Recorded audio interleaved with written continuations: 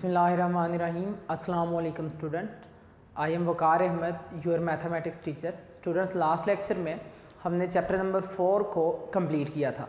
आज हम chapter number 6 के हवाले से जो ऑलमोस्ट आपका लास्ट चैप्टर है, बाकी आप लोगों ने पढ़ लिए हैं या रिकॉर्डिंग उनकी कंप्लीट हो चुकी है, मीन आप तक वो पहुंच चुके हैं। आज हम बेटा चैप्टर नंबर 6 करने लगे। चैप्टर नंबर 6 बेसिकली हमारे पास है कॉनिक सेक्शन।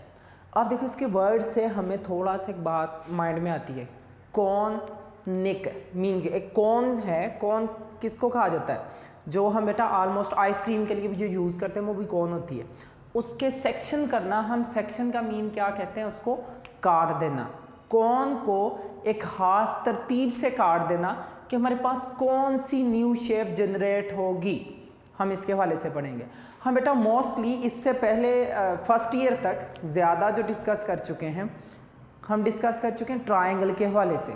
फिर सेकंड ईयर में आके हमने लाइन को डिस्कस किया, जो आपका चैप्टर नंबर 4 था। अब हम जो नेक्स्ट स्टार्ट करने लगे हैं वो आपका है कि हम किस तरह से सर्कल, इसके अलावा पैराबोला, एलिप्स और हाइपरबोला के हवाले से स्टडी करेंगे। हमने 10th क्लास में सर्कल के हवाले से स्टडी किया, लेकिन वहाँ पे तो हमने सिर्फ डिफ़ाइन किया था कि सर्कल क्या होता है, उसका रेडियस क्या होता है, उसका सेंटर क्या होता है, सर्कल किस तरह से बनाया जाता है, डिफरेंट तरह की इस तरह की कंडीशन पढ़ी। लेकिन हमने क्या कभी सोचा कि मैथ में मैथमेटिकल इक्वेशन इसकी क्या होगी? जैसे क्वाड्रेटिक इक्वेशन होती है, क्वाड्रेटिक इक्वेशन किसको रिप्रेजेंट करती है। इसके अलावा हमने लाइंस के हवाले से सिर्फ पढ़ा था 10th क्लास में कि लाइन क्या होती है, लेकिन लाइन की इक्वेशन क्या होती है हमने वो अभी सीखा चैप्टर नंबर 4 में। इसी तरह से हम यहाँ पे डिस्कस करेंगे सर्कल। अगर हमने डिस्कस कर लिया तो सर्कल शेप किस तरह से हमारे पास बनती है, और इसके साथ साथ इसकी इक्वेशन, मैथमेटिकल इक्वेशन क्या होती है, और सर्कल का यूज़ कहाँ पे होता है। ऑलमोस्ट बेटा अगर हम इसको डिस्कस करें तो मेरे ख्याल में इलेक्ट्रॉनिक्स की जितनी भी चीज़ें आती हैं, तकरीबन मोर देन आप ये कह सकते हैं 90% चीज़ों में आपको वहाँ पे सर्कल का यूज़ ज़रूर करना पड़ता है।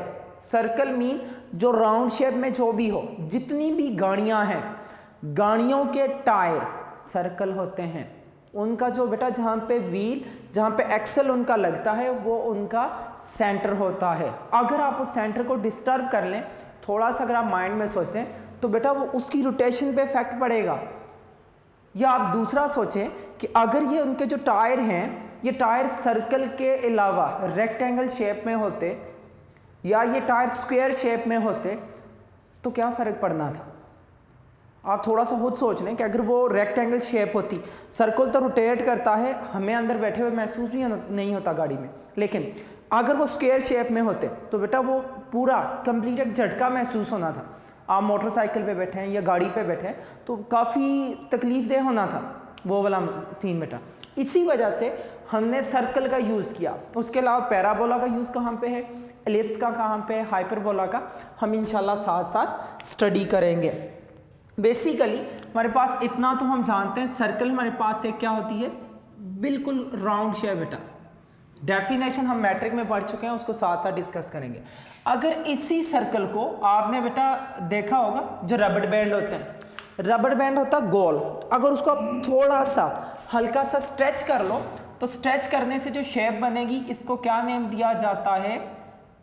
एलिप्स का नेम दिया जाता है। थोड़ा सा उसको बेटा सर्कल को, तो वो हमारे पास कौन सी बनेगी? एलिप्टिकल शेप, या उसको एलिप्स का नेम दिया जाता है। इसी तरह से अगर हम कहें कि किसी एक साइड से ये एक्सिस के ऊपर बनेगा, इसको नेम दिया जाता है पैराबोला का। अगर यही आपको डबल साइड पे नजर आए, चाहे दोनों एक्स एक्सिस पे हो या दोनों वाई एक्सिस पे, इसको क्या नेम दिया जाता है? हाइपरबोला का।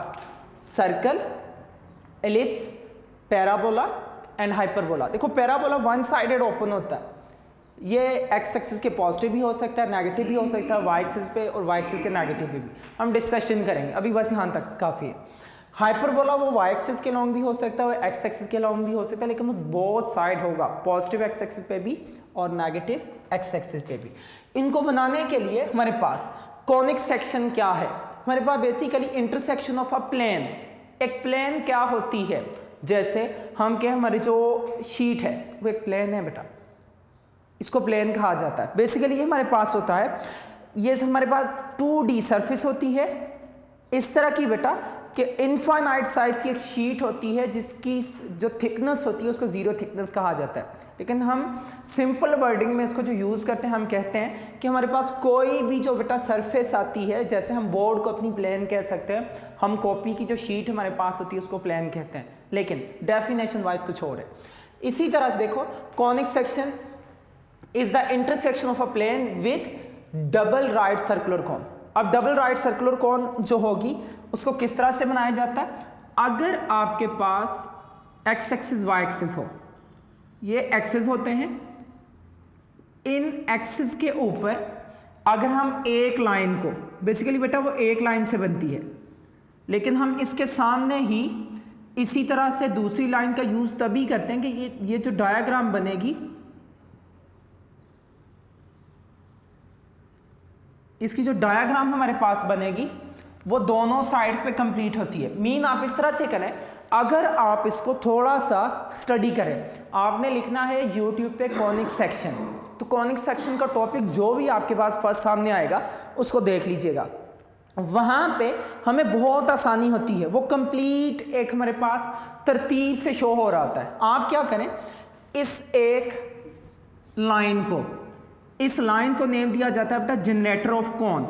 ये जनरेटर होता है, एक लाइन होती है, मैंने दूसरी तरफ ये तभी शो की कि यहाँ पे इसको अगर हम रोटेट कर दें, जगह पे बेटा रोटेशन बना लें यहाँ पे, अगर हम इसको रोटेट करेंगे तो देखो माइंड में इस तरह से बन रहा है कि इससे एक कॉनिक, एक कोननुमा शेप होगी। मीन इस तरह से हम रोटेट करते जाएं तो यहाँ से हमारे पास एक कोननुमा, जैसे वो आइसक्रीम वाली कौन होती है बेटा, उस तरह से एक जनरेट हो जाएगी। मैंने क्या किया, देखो इस लाइन को यहाँ पे रख के इस तरह से, या ये समझें बेटा हमने इस तरह से इसको रोटेट कर दिया, तो सेम जैसे ये ऊपर वाली साइड पे बेटा आपके पास शेप बनाएगी, सेम 100% उसी तरह से नीचे वाली साइड पे भी ये शेप बनेगी, जहाँ पे आके ये दोनों एक दूसरे को मीट करती हैं कौन, उस पॉइंट को इसका एपेक्स कहा जाता है या उसका वर्टेक्स का नेम दिया जाता है। ये याद रखिएगा, जहां से ये डायग्राम बनना शुरू होती है, हम पैराबोला के बारे में भी यही कहेंगे, एलिप्स के बारे में भी, हाइपरबोला के बारे में भी, वो उसका क्या होता है, वर्टेक्स होता है, जहां से चीज बनना स्टार्ट होती है। अगर देखा जाए, इसको नेम दिया जाता है वर्टेक्स का, इसको नेम दिया जाता है जनरेटर का। ये इसका जनरेटर वो होता है जो उस डायग्राम को, उस कोन को जनरेट करता है। ये एक फिक्स्ड लाइन होती है बेटा, वो लाइन रोटेट करती है, ये दूसरी लाइन नहीं होती। ये बेसिकली जब आप देखिएगा YouTube पे तो आपको अच्छी तरह से समझ आएगी, वो कंप्लीट शो होता है वहाँ पे, वो तकरीबन आपको सारा वो पिक्चर आपको टोटल शो करते हैं सिस्टम के थ्रू, तो वहाँ पे अच्छी तरह से ये डायग्राम क्लियर हो रही होती है। अगर आप देखो आपके पास जो कोन है, उस कोन को बिल्कुल स्ट्रेट आप काटते जाओ, बिल्कुल सीधा सीधा ऊपर, कोई चीज़ पकड़ लो, मीन अगर हम छुरी से गए बेटा, वो छुरी से भी कट सकती है, जो आइसक्रीम खाने वाली कौन होती है। अगर आप बिल्कुल उसको एक्सिस के परपेंडिकुलर काटते जाओ किसी प्लेन के साथ, वो छुरी जो हमारी होगी बेटा, जो नाइफ होगी, वो हमारे पास एक प्लेन होगी। अगर हम उसको काटते जाएं बिल्कुल perpendicular to the axis, axis के परपेंडिकुलर इसको अगर हम काटें तो हमारे पास जो बनने वाली शेप होगी उसको नेम दिया जाएगा सर्कल का। 249 पे आपके पास जो डायग्राम चल रही है बेटा, आपने लेफ्ट से राइट की तरफ जाना है। जो सबसे पहले नंबर पे है ये हमें सर्कल के हवाले से बताता है, प्लेन ने कोन को perpendicular to the axis, axis के परपेंडिकुलर अगर आप बिल्कुल इसको कट करेंगे, मीन आप उस कोन को अपने बेटा छुरी के साथ, नाइफ के साथ बिल्कुल स्ट्रेट एक्सिस के परपेंडिकुलर कट करेंगे तो आप देखिएगा वो जो कट करके छोटे छोटे पीसेस बनेंगे वो सर्कल होगा। अगर आप इसको काटते जाए मुसलसल, काटते काटते अगर आप एग्जैक्टली वर्टेक्स के ऊपर आ जाएं तो बेटा वो आपको क्या मिलेगा, जैसे आपने टोटल काट लिया, एंड पे आपके पास एक छोटा सा वो पॉइंट बनेगा, उस पॉइंट को नेम दिया जाता है पॉइंट सर्कल। वो पॉइंट सर्कल होता है हमारे पास, छोटा सा पॉइंट बन जाता है अगर हम एक्सिस के परपेंडिकुलर उसको एग्जैक्टली एक्सिस के परपेंडिकुलर काटते जाएं। तो यहाँ पे अगर हम इसको काटते जाएं वर्टेक्स तक जब हम पहुंचेंगे तो इसको नेम दिया जाता है डीजेनरेट। वहां से सर्कल जनरेट होना शुरू होते हैं। डीजेनरेट करने का मीन होता है कि सर्कल की शेप को खत्म कर देना, उसको चेंज करना टोटली। बेटा वहां पे जाके देखिएगा टोटली सर्कल, जैसे ही आप सबसे ऊपर वाली लेयर सबसे बड़ा सर्कल आएगा, जैसे ही आप काटते जाएंगे नीचे को सर्कल की क्या होगी, वो रेडियस होगा बेटा, वो कम होते होते होते एंड पे जाके वो एक पॉइंट सर्कल बन जाएगा जिसका रेडियस ऑलमोस्ट हम क्या कहते हैं, 0। आगे जाके हम इंशाल्लाह इसको डिस्कस भी करेंगे। अगर सर्कल और एलिप्स को देखा जाए तो बेटा एलिप्स मैंने कहा कि आप एक रबड़ बैंड लें, वो सर्कल शेप का होता है, उसको थोड़ा सा उसको अगर हाथ रख के खींच लें तो उसको नेम क्या दिया जाएगा, एलिप्स का नेम दिया जाएगा। वो बेसिकली सर्कल से ही जनरेट होती है। इसमें हम क्या करते हैं, अगर एक्सिस के बिल्कुल परपेंडिकुलर कट करें तो वो हमारे पास बनता है सर्कल। अगर हम इसको थोड़ा सा टेढ़ा करके काटें बेटा, उस टेढ़ा करके काटने को क्या नेम दिया जाता है, टिल्टेड करके, टिल्टेड, थोड़ा सा टेढ़ा काटना बेटा। अगर हम उसको थोड़ा सा टेढ़ा करके काटेंगे तो वहां से जो हमारे पास शेप बनेगी उसको क्या नेम दिया जाएगा, एलिप्स का नेम दिया जाएगा। ठीक हो क्या। नंबर 1 पे परपेंडिकुलर कट करेंगे तो सर्कल, अगर हम थोड़ा सा टिल्टेड कट करेंगे इस कोन को तो वहां से हमारे पास जो शेप बनेगी, सेकंड नंबर पे देखो उसको क्या नेम दिया जाएगा, एलिप्स का नेम दिया जाएगा। अगर हम एग्जैक्टली देखो बेटा ये हमारे पास वन साइडेड ओपन होता है, अगर हम इस कोन को एग्जैक्टली जनरेटर के पैरेलल कट करें, किसके पैरेलल, जनरेटर के पैरेलल। अगर हम इस कोन को किसी एक साइड पे, यहां पे भी कर सकते हैं या यहां पे भी कर सकते हैं, लेकिन एग्जैक्टली जनरेटर के पैरेलल कट करें तो वो जो शेप हमारे पास बनेगी उसको नेम दिया जाएगा वन साइडेड ओपन, जो होगी उसको नेम दिया जाएगा पैराबोला का। मीन फर्स्ट नंबर पे सर्कल है, एलिप्स है, पैराबोला है और लास्ट में हमारे पास क्या आ जाता है, हाइपरबोला। हाइपरबोला हमारे पास क्या होगा। अब बेटा इसमें भी याद रखिएगा कि अगर हम थोड़ा सा टिल्टेड, बुक में ये वर्ड लिखा TILTED, थोड़ा तिरछा करके काटना, अगर हम थोड़ा टिल्टेड काटें तो वो हमारे पास क्या शेप बनेगी, एलिप्स। अगर हम इसको मुसलसल थोड़ा सा टेढ़ा करके काटते जाएं जब हम एग्जैक्टली वर्टेक्स पे पहुंचेंगे, जैसे मैंने कहा था कि अगर हम एग्जैक्टली परपेंडिकुलर टू एक्सिस काटते जाएं तो वो हमारे पास शेप बनेगी सर्कल की। अगर हम मुसलसल उसको काटते काटते जब वर्टेक्स पे पहुंचेंगे वो डीजेनरेट सर्कल होगा। डीजेनरेट मीन जहां से आप ये कह सकते हैं कि सर्कल की शेप जनरेट होना शुरू हो रही थी उसके आगे आगे चलता, लेकिन इसको डीजेनरेट का मीन होता है कि हम सर्कल की शेप को बिगाड़ देते हैं, खत्म कर देते हैं वहां पे जाके। सेम अगर आप इसको थोड़ा टिल्टेड काटते जाएंगे, जब आप एग्जैक्टली एपेक्स या उसके वर्टेक्स के ऊपर पहुंचेंगे तो बेटा आपके पास जो पॉइंट मिलेगा उस पॉइंट को नेम क्या दिया जाएगा, डीजेनरेट एलिप्स का। इसी तरह से अगर आप एग्जैक्टली जनरेटर के पैरेलल काटते जाएं तो आप देखो एग्जैक्टली नोट करते जाओ, अगर हम इसको मुसलसल काटते जाएंगे तो हम बिल्कुल जनरेटर की कहां पे पहुंच जाएंगे, लाइन के ऊपर। तो मीन अगर हम सर्कल की शेप को चेंज करेंगे, डीजेनरेट करेंगे तो पॉइंट मिलेगा। सेम हमारे पास एलिप्स के लिए है, लेकिन हाइपरबोला के लिए पैराबोला के लिए देखो आपको क्या मिल रही है, एक लाइन मिल जाएगी, वो लाइन के ऊपर एग्जैक्टली आ जाएगा, जो कौन सी है, जनरेटर की लाइन बन जाएगी अगर आप मुसलसल उसको जनरेटर के पैरेलल काटेंगे। इसी तरह से अगर हम इसी कोन को देखो, हाइपरबोला बहुत साइड ओपन है बेटा, दोनों तरफ, ये एक्स एक्सिस के अलोंग भी हो सकता है और ये वाई एक्सिस के अलोंग भी हो सकता है। हम इसकी डिस्कशन इंशाल्लाह बाद में करेंगे। अगर हम इसी बेटा डबल राइट सर्कुलर कोन को, राइट तभी ये एग्जैक्टली परपेंडिकुलर होती हैं बेटा, डबल होती हैं और एग्जैक्टली एक दूसरे के परपेंडिकुलर होती हैं। देख लो ये बिल्कुल एक्सिस के परपेंडिकुलर है। अगर हम इसको एग्जैक्टली एक्सिस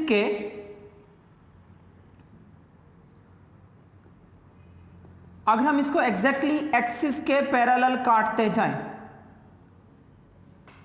एक्सिस के पैरेलल काटेंगे तो देखो बेटा ये दोनों साइड पे कट हो जाएगा, तो इसकी शेप एग्जैक्टली किसके तरह की बनेगी, हाइपरबोला की तरह की बनती जाएगी। आप देखो इसको भी पैरेलल काटते जाओ तो आपके पास एग्जैक्ट एक्सिस की लाइन के ऊपर आप आ जाएंगे। वो डीजेनरेट, वो लाइन ऑफ एक्सिस जो हमारे पास हासिल होगी उसको नेम दिया जाएगा डीजेनरेट हाइपरबोला।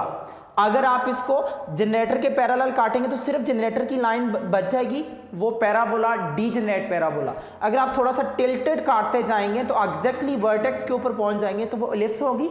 अगर आप परपेंडिकुलर टू एक्सिस काटते जाएंगे तो आपके पास क्या होगा, सर्कल फॉर्म होगा।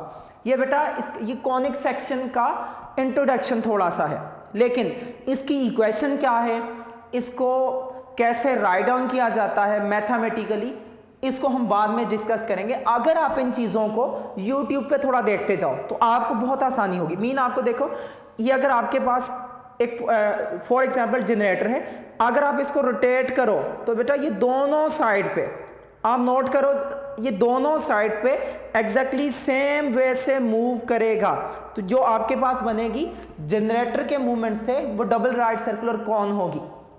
अगर इस कोन को मैंने कहा आप कभी घर पे कीजिएगा भी, उस कोन को एग्जैक्टली परपेंडिकुलर टू एक्सिस काटिएगा, आपको सर्कल मिलेगा।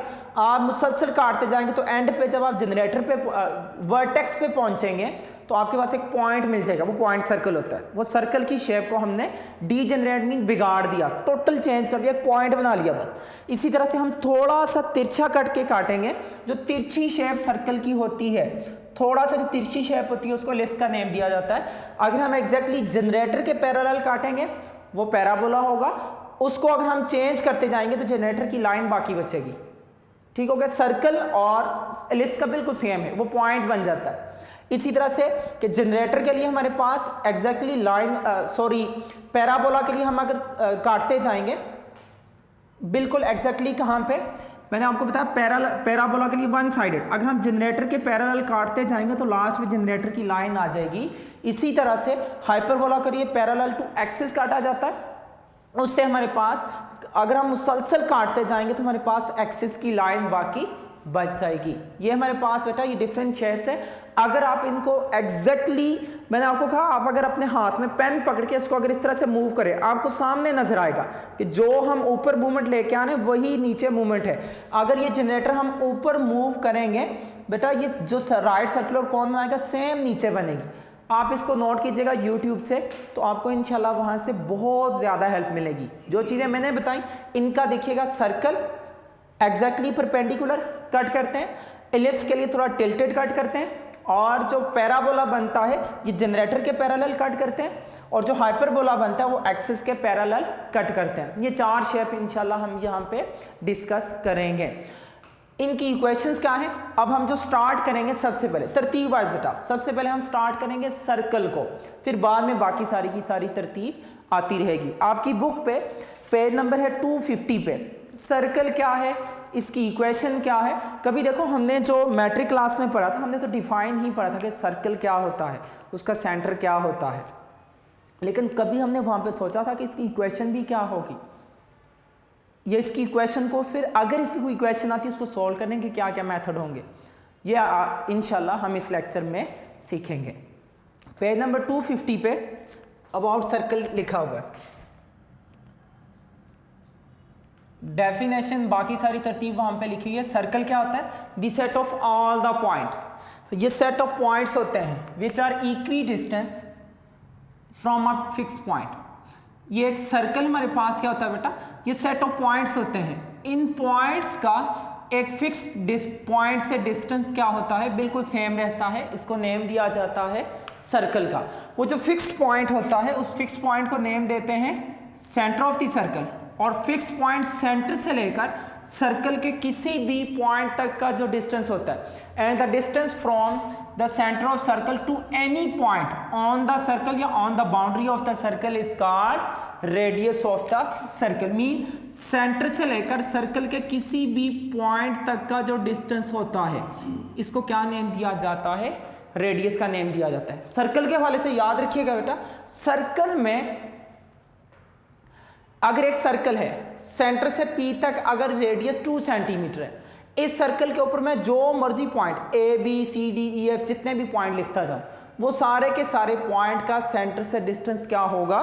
फॉर एग्जांपल मैं P लिख देता हूं, Q लिख देता हूं, पॉइंट R लिख देता हूं, S लिख देता हूं, T U V, ये सारे जितने भी पॉइंट सर्कल के ऊपर बनेंगे इसका सेंटर से डिस्टेंस रेडियस ही होगा, जो क्या होगा हमेशा इक्वल डिस्टेंस के ऊपर ही होता है। 250 पे इक्वेशन ऑफ सर्कल, वहां पे सारी ये डेफिनेशन लिखी है कि सर्कल की डेफिनेशन क्या है, सेंटर क्या होता है, सेंटर से किसी पॉइंट तक का डिस्टेंस क्या होता है, ये वहां पे टिक कीजिएगा, ये एमसीक्यू में बाद पूछे जाते हैं। अब सर्कल की इक्वेशन क्या है, इक्वेशन ऑफ सर्कल,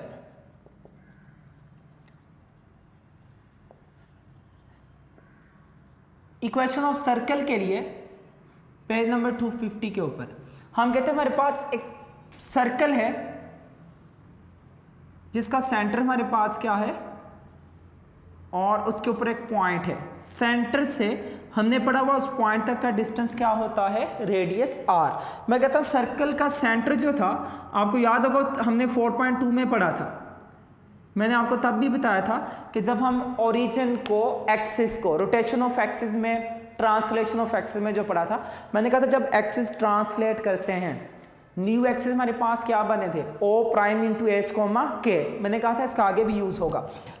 अगर हमारे पास सर्कल का सेंटर क्या हो, एच कोमा के, और उसके ऊपर कोई पॉइंट हो x कोमा y, तो बेटा हम ये कह सकते हैं कि इस सेंटर से लेकर पॉइंट तक का जो डिस्टेंस है उसको क्या नेम दिया जाएगा, रेडियस r।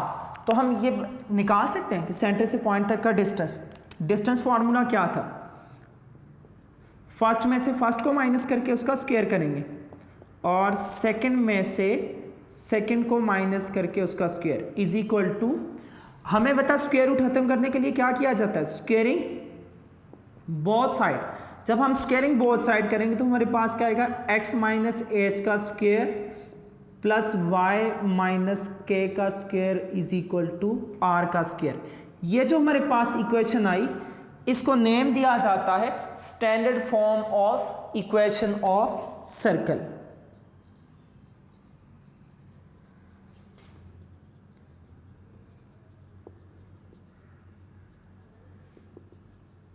ये स्टैंडर्ड फॉर्म होती है इक्वेशन ऑफ सर्कल की जब उसका सेंटर क्या हो, एच कोमा के। फॉर एग्जाम्पल आपको मैं कहता हूं right an equation of the circle whose center is 2,3 and radius is 5, तो आप आसानी से सेंटर में क्या पुट करोगे, एच कोमा के की वैल्यू और रेडियस आर की वैल्यू, तो आपके पास क्या हासिल होगी, एक इक्वेशन ऑफ सर्कल हासिल होगी। पेज नंबर 250 पे ही आप नीचे वहां पे देखो एक एग्जांपल लिखिए, example number 1, write an equation of the circle with centre -3,5 and radius 7। तो देखो इसको जब हमने पुट किया, required equation of the circle is इस फॉर्म में बेटा x minus h y minus k is equal to centre mean हमारे पास h की वैल्यू है -3, k की वैल्यू 5, यहाँ पे पुट किया, और हमारे पास रेडियस किसके इक्वल है, 7 के। जब हमने इक्वेशन में पुट करके सॉल्व किया तो हमारे पास है x square plus Y square plus 6x minus 10y minus 15 is equal to 0। Mean अगर आपको सेंटर और रेडियस दिया हो तो आप इक्वेशन ऑफ सर्कल इसको यूज करके किस फॉर्म को यूज करना है, standard form of equation of circle को। ये याद रखिएगा, जब भी आपको कहा जाए कि आपको रेडियस गिवन है तो हम इसी इक्वेशन का बेटा यूज करेंगे, रेडियस इसी इक्वेशन में आता है जो standard form of equation of circle है। अगर रेडियस के अलावा डिस्कशन होगी वो हम इंशाल्लाह नेक्स्ट अभी पढ़ेंगे। अगर हमें कहा जाए कि अगर आपके पास सेंटर हो जाए ओरिजिन के ऊपर, सेंटर हो जाए 0,0, तो तब हम क्या कहेंगे कि यहां से हम कहेंगे कि सिंस एच कोमा के किसके इक्वल हो गया, 0,0, so standard form of equation of circle is, तब इक्वेशन ऑफ सर्कल क्या होगी, इक्वेशन ऑफ सर्कल क्या होगी, x माइनस एच की जगह पे 0, x के साथ h आता है और y के साथ k is equal to R square. तब हमारे पास इक्वेशन ऑफ सर्कल क्या बन जाएगी, x square plus Y square is equal to are का स्क्वायर। फॉर एग्जाम्पल मैं इसको कहता हूं, ये हमारे पास क्या है, इक्वेशन नंबर 1। अगर सेंटर एच कोमा के हो तो स्टैंडर्ड फॉर्म, अगर सेंटर 0 0 हो जाए तो उसकी स्टैंडर्ड फॉर्म क्या बन जाती है, x square plus Y square is equal to are का स्क्वायर। इसी तरह से अगर हमारे पास इक्वेशन ऑफ सर्कल में रेडियस 0 हो जाए, अगर रेडियस 0 हो जाए तो देन हमारे पास क्या बचेगा, x square plus Y square is equal to 0। इस टाइम हम जो कहते हैं कि तब हमारे पास जो सर्कल था वो क्या था, आ पॉइंट सर्कल। ये एक पॉइंट सर्कल होगा। रेडियस 0 होने का मीन, अगर फॉर एग्जांपल आप लोग अगर नोट करो, अगर मैं मार्कर से पॉइंट लगाता हूँ, ये फिर भी थोड़ा सा बेटा हम कह सकते हैं ये थोड़ा सा बड़ा पॉइंट है। अगर आप इंक पेन, जेल पेन या मज़ीद इतना बारीक लिखने वाले पेन है, अगर आप उनसे डॉट लगाते हैं ये तो बिल्कुल वहाँ से नज़र भी नहीं आएगा। तो इसका मीन हम जो पॉइंट सर्कल है उसका रेडियस फिर मेजर नहीं कर सकते, वो रेडियस उसका क्या होता है, 0। इसी वजह से उसको कहा जाता है आ पॉइंट सर्कल का नेम दिया जाता है। इसी तरह से अगर हम कहते हैं, जैसे मैंने कहा यहाँ पे कि अगर हमारे पास सर्कल का सेंटर ओरिजिन के ऊपर आ जाए, 0,0 हो जाए, तो तब हम क्या कहेंगे कि हमारे पास इक्वेशन ऑफ सर्कल क्या होगी, x square plus Y square is equal to are का स्क्वायर। यहाँ से हम एक न्यू कंडीशन ड्राइव कर सकते हैं। वो न्यू कंडीशन क्या है, अब उसको ज़रा नोट कीजिएगा। मैं कहता हूँ हमारे पास ये एक्स एक्सिस था, ये एक्स का नेगेटिव, वाई का नेगेटिव एक्सिस, एक ऐसा सर्कल जिसका सेंटर 0,0 था। मैं कहता हूँ यहाँ पे सर्कल के ऊपर एक पॉइंट P दिया था जिसकी वैल्यू हमारे पास क्या थी, x, y। अगर इसका देखा जाए तो हम ये कहेंगे कि इसका x एक्सिस से डिस्टेंस x था और y एक्सिस से डिस्टेंस इसका किसके इक्वल था, y के इक्वल। अगर हम इस पॉइंट को ओरिजिन के साथ ज्वाइन करते हैं तो वहां से हमें क्या मिलती है, एक राइट एंगल ट्राइंगल। अगर ये सेंटर के ऊपर एंगल बनाती हो थीटा, चैप्टर नंबर 7 में हम इसको डिस्कस कर चुके हैं कि हॉरिजॉन्टल कंपोनेंट क्या होता है, वर्टिकल कंपोनेंट क्या होता है। अगर देखा जाए ओरिजिन से लेकर O से लेकर P तक, इसको मैं रेडियस कह सकता हूँ। यहाँ से अगर मुझे एक्स एक्सिस की वैल्यू निकालनी हो, राइट एंगल ट्राइंगल आपके पास बनी बेटा, हाइप एच बी और ये हमारे पास क्या बन गया, पी। अगर मैं यहाँ से साइन थीटा डिस्कस करता हूँ, साइन थीटा क्या होगा, सम पीपल हैव परपेंडिकुलर की वैल्यू y और हाइपोटेन्यूज की वैल्यू r, तो यहाँ से y इज इक्वल टू क्या हो गया, r साइन थीटा। अगर मैं यहाँ से कोस थीटा को डिस्कस करता हूँ, करली ब्राउन हेयर, तो यहाँ से x इज इक्वल टू क्या हो गया, r कोस थीटा। अगर मैं यहाँ पे टेंजेंट थीटा को डिस्कस करता हूँ थ्रू प्रॉपर ब्रशिंग, ना p की वैल्यू पता ना b की वैल्यू पता, मीन हम दोनों फाइंड आउट नहीं कर सकेंगे। हमें यहाँ से मिला कि अगर एक सर्कल जिसका सेंटर ओरिजिन के ऊपर हो, वहाँ से हम निकाल सकते हैं पैरामीट्रिक। इनको पैरामीट्रिक क्यों कहा जाता है, x is equal to r cos और y इज इक्वल टू, आप डायरेक्टली भी लिख सकते हैं, जो हमने फिजिक्स में बड़ी डिटेल से डिस्कस कर लिया हुआ था कि हॉरिजॉन्टल के साथ x is equal to hypotenuse cos, y is equal to hypotenuse. देखो ये है ना, x is equal to hypotenuse r है cos theta, y is equal to hypotenuse sin theta. अगर इन दोनों को मैं पुट कर लूँ इक्वेशन नंबर 1 में, put in equation number 1, equation number 1 में जब पुट किया जाएगा तो x की जगह पे क्या होगा, r cos थीटा, तो मैं यहाँ पे लिख सकता हूँ r square cos square theta. y की जगह पे क्या होगा, r sin थीटा, तो मैं लिख सकता हूँ r square sin square theta is equal to, तो देखो जब हमने इसको पुट किया तो हमें लेफ्ट साइड राइट साइड क्या मिली, cos square theta plus sin square theta. हम ट्रिग्नोमेट्री से जानते हैं कि cos square plus sin square is equal to 1 होता है। अगर ये 1 के इक्वल होता है तो हमें क्या मिला, r square is equal to are का स्क्वायर। मीन अगर हम x की जगह पे पुट कर लेते हैं r cos थीटा और y की जगह पे पुट कर लेते हैं r sin थीटा, तो ये इक्वेशन ऑफ सर्कल को क्या करता है, सेटिस्फाई। कौन सी इक्वेशन ऑफ सर्कल, जिसका सेंटर लाई करता है ओरिजिन के ऊपर। तो यहां से हम ये कहते हैं कि जो इक्वेशन ऑफ सर्कल जब उसका सेंटर 0,0 हो, ओरिजिन पे लाई करे, उसके पैरामीट्रिक होते हैं। पैरामीट्रिक उसके क्या होते हैं, x is equal to r cos theta और y is equal to r sine theta. आपको याद होगा कि हमने चैप्टर नंबर 1 1.1 एक्सरसाइज में क्वेश्चन पढ़ा था x equal to a t square y equal to 2at represent a parabola. ये एक पैराबोला को रिप्रेजेंट करता है, उमूमन एमसीक्यू में आता है। फिर आगे इस तरह से एलिप्स का भी था, इस तरह से हाइपरबोला का भी था। इसकी एक एग्जांपल है, वहां पे लिखा हुआ है कि x is equal to a, r की जगह पे ए दिया है, ए कोस थीटा, वाई था a sine theta, represent a circle x square plus Y square is equal to, तब यहां पे r है तो इज इक्वल टू आर का स्क्वायर होगा। जब रेडियस a कहा जाएगा तो इज इक्वल टू क्या होगा, a का स्क्वायर। तो ये दो उसके क्या थे, पैरामीट्रिक थे। वहां पे भी हम पढ़ते थे कि सर्कल, पैराबोला, एलिप्स और हाइपरबोला के पैरामीट्रिक क्या हैं, तो वो चीज़ें अब हम प्रैक्टिकली यहाँ पे प्रूव करके भी देखेंगे। तो ये आपके पास पेज नंबर 250 पे एग्जाम्पल नंबर 1 के ऊपर करके ये सारा कंप्लीट लिखा है। The point P into r cos theta r sine theta lies on the 2 for all the value of theta. Equation number 3 are called parametric equation of the circle. The parametric of circle r cos theta और r sine theta. जरूरी नहीं है radius को r ही कहा जाए, a cos theta a sine theta, b cos theta b sine theta, लेकिन पहले कॉस आएगा और बाद में साइन लिखा जाएगा अगर वो पॉइंट की फॉर्म में लिखे जाते हैं। ये हमारे पास था बेटा सर्कल का टॉपिक था। ये हमारे पास अभी तक स्टैंडर्ड फॉर्म, इसकी न्यू कंडीशन इंशाल्लाह नेक्स्ट लेक्चर में भी हम डिस्कस करेंगे। लेकिन आप लोगों ने माइंड में ये रखना है कि अगर हमें सेंटर के साथ रेडियस पता हो तो हम इक्वेशन ऑफ सर्कल का यूज़ करेंगे। ये सारी बाकी डिटेल जो थी वो सारी की सारी एमसीक्यू की हद तक थी। सिर्फ हम स्टैंडर्ड फॉर्म को याद करेंगे कि अगर हमें सेंटर के साथ साथ रेडियस दिया हो, सेंटर एच कोमा के और रेडियस आर, तो हम इक्वेशन ऑफ सर्कल वहाँ से लिख सकते हैं, जो क्वेश्चन में भी इंशाल्लाह इसका यूज़ होगा। इसकी सेकंड फॉर्म जो जनरल फॉर्म है, इंशाल्लाह हम नेक्स्ट लेक्चर में उसको स्टडी करेंगे। अभी आप लोगों ने इसको याद रखना है स्टैंडर्ड फॉर्म को, बाकी सारी की सारी कंडीशन एमसीक्यू की हद तक थी।